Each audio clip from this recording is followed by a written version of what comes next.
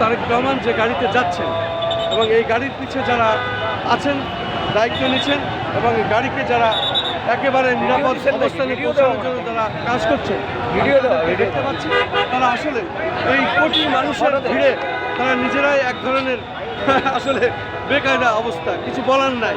সবাই দলের মানুষ এবং তারেক রহমানকে দেখার জন্য এসেছেন। সেসব লোকদের দেখতে পাচ্ছি কালো পোশাক করেছেন তারা প্রত্যেকেই, এবং প্রত্যেকেই খুব হ্যান্ডসাম এবং তারাই মূলত এই দায়িত্বটা নিয়েছেন এবং এই দায়িত্ব নিয়ে কাজ করছেন আমি দেখতে পাচ্ছি।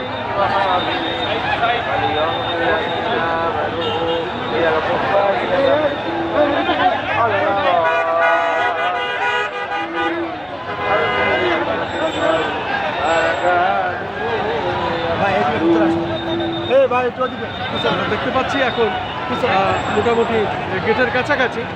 অবশ্য প্রশাসনের লোক এখন খুব অ্যালার্ট এবং বাংলাদেশ সেনাবাহিনী সহ সব ধরনের প্রশাসনের লোকই এখানে খুব খেয়াল রাখছেন আর কি। এবং গাড়িটি আমরা দেখতে পাচ্ছি আমাদের সামনেই গাড়ি, একেবারে ঠিক মানে 2-3 হাত এর ভিতরে গাড়ি।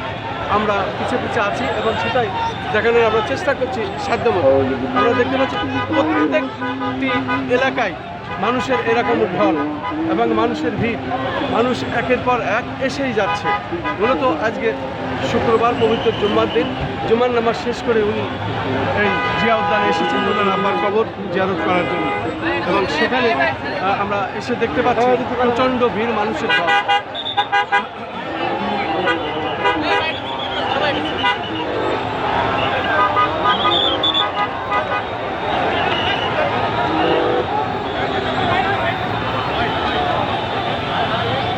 এবং লাল সবুজের গাড়ি এবং পিছে সেখানে দলীয় পতাকা এবং দলীয় পতাকা ধানের শীষ আমরা দেখতে পাচ্ছি।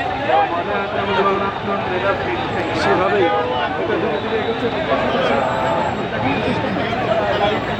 চারিপাশে এইভাবে হেঁটে হেঁটে সারা পথ যারা দায়িত্ব নিয়ে আসছেন চলে দেখা যাচ্ছে তারা এইভাবেই পুরা রাস্তাটাই দায়িত্ব নিয়ে ধীরে ধীরে এগোচ্ছে। সত্যি আসলে এটা না দেখলে বোঝা যাবে না, যেহেতু সেই বিষয়টি আমরা ধারণ করলাম এবং এটাই আজকের ইতিহাস। আসলে এই জিয়া উদ্যানে এসে আজকে এটাই ইতিহাস হয়ে থাকবে ইনশাল্লাহ।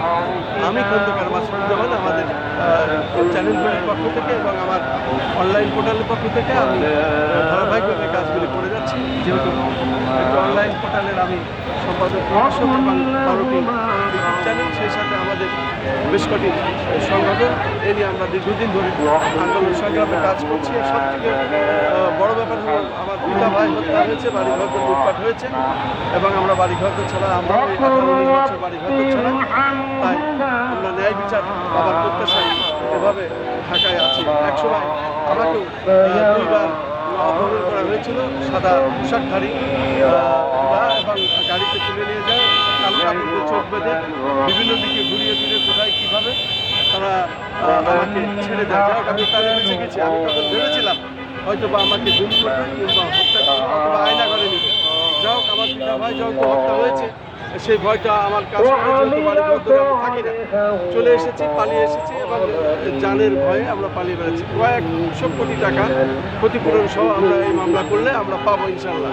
তারেক রহমান দেশে এসেছেন এবং ন্যায় বিচার প্রতিষ্ঠিত করার জন্য।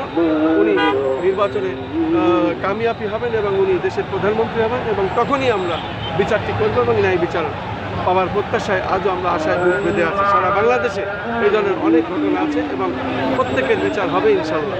তারেক রহমান যে আদর্শ নিয়ে চলছেন, বিশেষ করে শহীদ প্রেসিডেন্ট জিয়া রহমানের 19 দফা এবং সেই সাথে 31 দফা সংযোগ হয়ে যে কাজগুলো উনি করে যাচ্ছেন সেটি দেশের মানুষের জন্য, কল্যাণের জন্য, মঙ্গলের জন্য এবং সেই অপেক্ষায় আমরা আছি।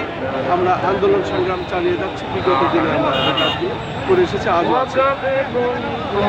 ওনাকে প্রধানমন্ত্রী হওয়ার পরে আমরা বিচারটি করবো এবং ন্যায় বিচার পাবো তখনই আমরা, যার জন্য আমরা অপেক্ষা করছি। আমরা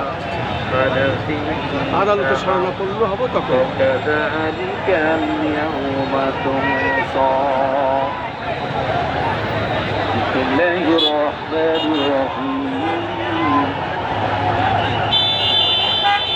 تبارك الذي بيده الملك وهو على كل شيء قدير